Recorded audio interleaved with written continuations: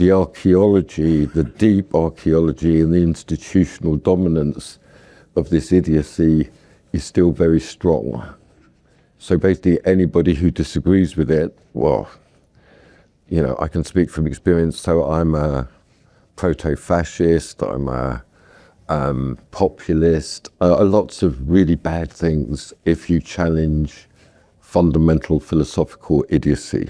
That's where I see the game. So to those of you who read The Guardian, it's not too late, okay? A better life awaits.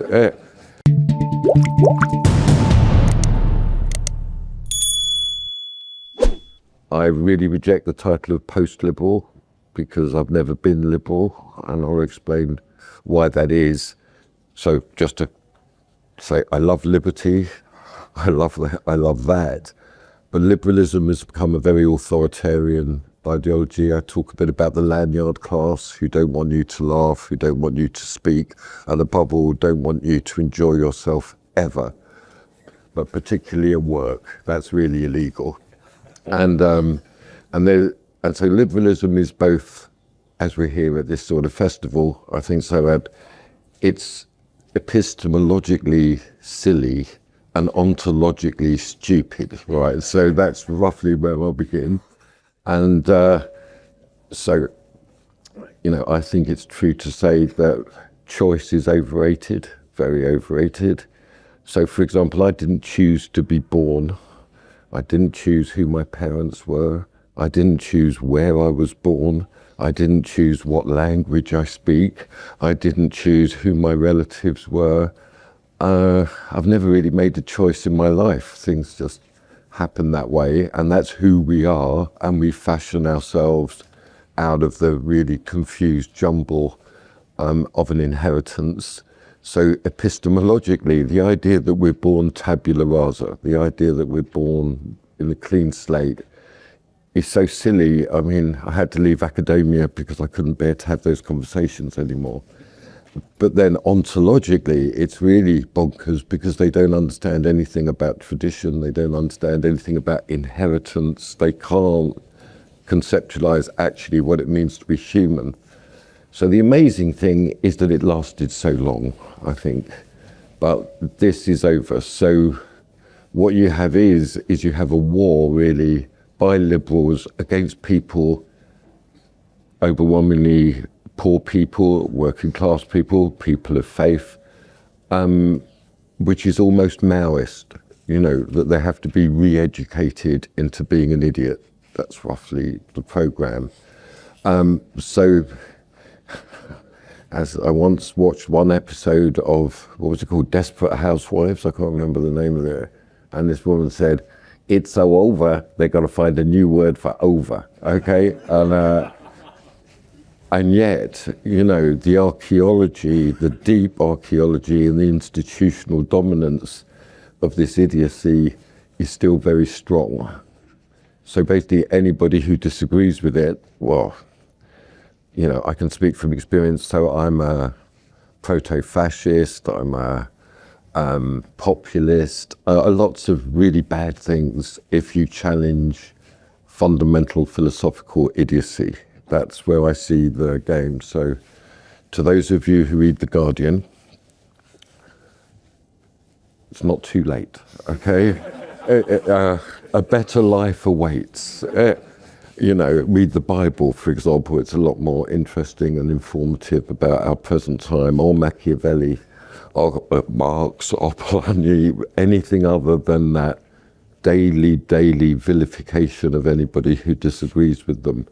And that's where we are. The world is shifting, and it's shifting towards fundamentally, I'm a paradox man, so the old is the new, tradition is modernity. I can defend all those things, but I'll just say that the era that we're in, I don't want to call it a new era because of new labour. Like that word new is a really bad word. It's a marketing word. It's a silly word. It's a liberal word. It's new, you know, but it isn't. It's old. So the new the world after liberalism is much more recognizable to the vast majority of human civilization up to about 1998. You know, it's not that long ago that we took the red pill, or was it the blue pill, or was it a pink pill? We don't know. But it was a pill that said technology means, market means, communication system means that the nation state doesn't matter anymore, the borders don't matter anymore, that nothing of political substance matters anymore. All we've got to do is have human rights law and compliance in a multilateral system. That's over. It's really, really, really over. So in this world after liberalism, democratic politics is going to be much more important. That's very scary, because we have to actually deal with the fact that our fate is tied with our neighbours and the people that we live with, and that they can't be all arrested. That's really difficult. That's, you know, that's, that politics is going to be a lot more volatile, it's going to be a lot more visceral. I could go on about the changes, but essentially if you look at the old era, I noticed that Alistair Campbell, you have someone here who represents in his entirety that view. So you can go and speak to him. Students are more important than soldiers. Finance is more important than industry. Free movement is more important than borders. Choice is more important than tradition. There's a whole load of stuff. You know, TV production is more important than weapons production, but we're now in an age of war. We're in an age of borders. We're in an age of politics. And these things, war, democracy, this is just green kryptonite to the liberal mind.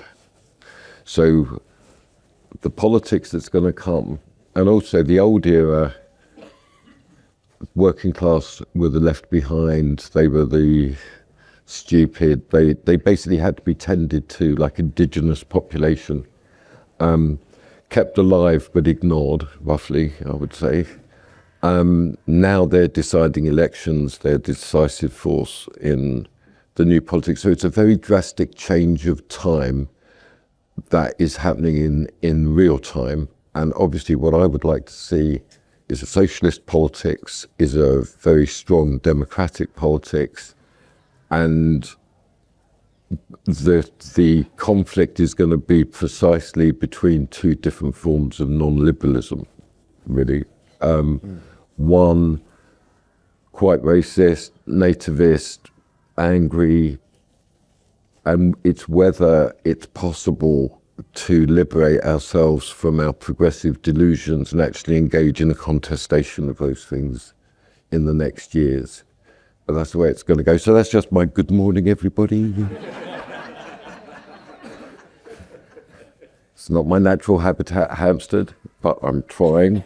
And Sohrab, any thoughts? Sure, on that? Yeah. Well, first of all, good to be with Maurice. I'm Sohrab Ahmari. As you can tell by my accent, I'm American by choice because I was born in Iran. But did your parents give you a choice of where to live? In the sense, if you're born in post-revolutionary Iran and you're of a certain milieu, you try to get out. So I was not given a choice. But did you get out, or did your parents get out? Just my mother and I. Just my mother. Whoa, yeah. That's nice. My father never left the old country. I see a copy of The Guardian in this gentleman's bag. So, as you were saying, sorry, I didn't mean to inspect someone's private. Tolerance is an important post-liberal virtue. But so, you know, as Maurice alluded, I was, well, I mean, when I was very young, I was a college Trotskyist, as one is. Who isn't? I wasn't. Oh, well, really? Never tempted me that one. Stalinist, maybe. And then I took the very typical American journey, at least as a well-trod path of going gradually to the right, and that meant the mainstream of the GOP. This is the early Obama era, 2008, 2009, 2010. So you were a Republican in the Obama era? Yeah, right. Yeah, like just a kind of standard Romney Republican, and I was posted to Britain for the Wall Street Journal editorial page by way of introduction, and lived here for 4 years during the and my family's coming over. I see them from a Well, we distance there. welcome There we them. go. Oh, she's lovely. Yeah. Look at her. I was posted to Britain for the Wall Street Journal editorial page to like preach open borders, lower taxes, kind of the typical liberal or neoliberal agenda.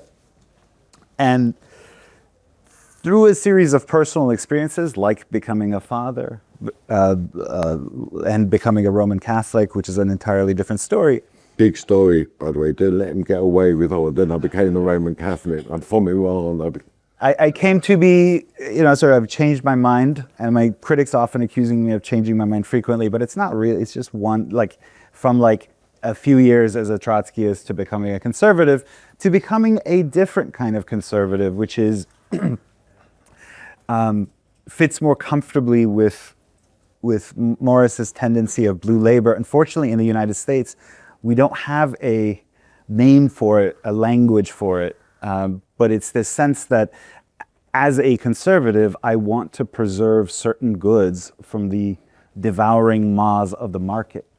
And in order to do that, I think we need labor unions, strong labor unions, just in general, a vision of society as these blocks of labor, youth, family that are arrayed against capital as a form of countervailing power. And so it comes down to my favorite FDR quote, which is, if you would preserve, you must reform. That is, if you want to preserve stability, family flourishing, the kinds of things that my fellow conservatives, people on the right, cherish, and rightly so, you can't then be a Thatcherite or a Reaganite. Or a Farage. Or a Farage who wants just finance and bitcoins and so on. Industry matters, because unlike other forms of manufacturing or other forms of production, manufacturing is bound to place, and it necessarily involves long-term investment. The jobs are more stable, and a country as a whole is safer and more in terms of national security, in terms of self-confidence, if it at least makes some things. Doesn't mean every single thing has to be made domestically. I'm not like a total autarky, but so it's a kind of a politics that's very hard to place, that straddles left and right. And my fear is, so I am often called a post-liberal, and I think I embrace the label a little bit more than maybe Maurice does, but to me that just means that I don't think that the highest goal of political community is to maximize individual autonomy, but rather to build the common good. And that's the entire pre-modern political tradition, roughly, you could say, translates into we do politics, we are political animals, to do things together, to build up the common good. And of course, ideological liberalism, not liberty, not the free press, not all the sort of ordinary liberties that Britons and Americans cherish. That's not what I'm talking about. A certain kind of ideological atomizing liberalism attacks the common good. In fact, it cannot conceive of the common good because it privatizes what the good is, total privatization of the good. So that's the sense in which I'm a post-liberal. However, like Maurice, there are ways in which you can be a post-liberal, and there are other ways you can also be a post-liberal. There's not one way, and there's a much more threatening mode of post-liberalism is coming up. I think it's a response to liberalism's deracinating qualities that I see, especially on the right in the Anglophone world, of like extremely overt return of overt racism, kind of eugenic. If you're not online, you don't know even what I'm talking about, but it's really I'm not popular. online, so tell me. I know, well, this kind of, basically the return of craniometry, right? And a kind of IQ worshipping that is not, to my mind, the kind of solidaristic, small c and big capital C Catholic worldview that I try to promote, and I think Maurice's politics stand for, even as he defends the nation as a useful mode of belonging. And an important power. Yeah, a shield against, again, the market. The nation state can be a bulwark against the market.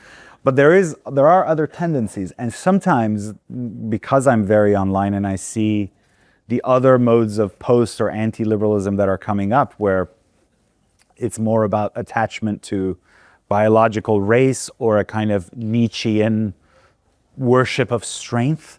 Yeah. When I see that, I'm like, well, maybe people like me should form a united front with the liberals. The problem is that that would be, I think it's Mitterrand who said, the reason we can't go to the period before 1968 is that period included all the conditions that led to 1968 happening in the first place.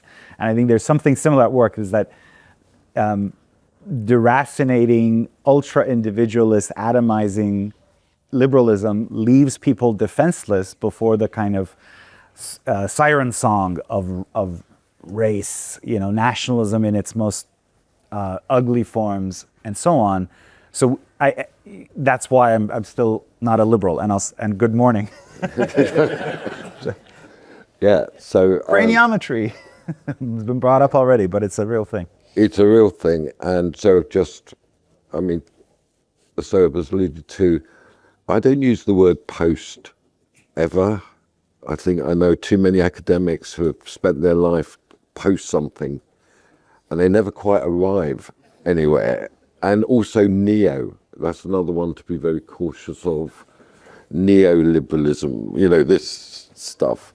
So let's just talk a bit more there about what you're saying, Sohrab, about. So the first thing that Sohrab brought up there, which is really important, is that the meaning of the previous era, which I call the era of progressive globalization, it began in 1979. Some of us we've lived this life, right? We've actually lived it. I like to say it was mercilessly initiated by Margaret Thatcher and immaculately consummated by Tony Blair. Right, that's the period that we've lived through. Can I just say, in the U.S., it began under Carter and was intensified under Reagan. No, I get that. Now, you could say we don't want to get too involved in internal Labour Party things, so believe me, you don't. But you could say that it was initiated by Callaghan and Healy from 1976. Well, we've got a very similar move where there was a total loss of faith in socialist planning, in nationalisation, in industrial. That's all part of, this is the common sense, this is the way it is, industry is over. And you've got to be cruel to be kind, you've got to accelerate that. And the basic assumption, which is extraordinary for anybody, I think, from Labour to hold, but it became the absolutely dominant view, is capitalism is good. Markets are good, capitalism is good. And I think we've got to look at that because we're here at this thing which says it's philosophical, so we can actually have a conversation about this.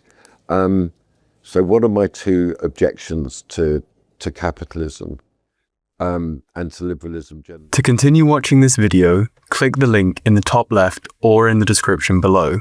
With a free trial, you can enjoy the full talk and thousands more. Thank you for being part of the conversation.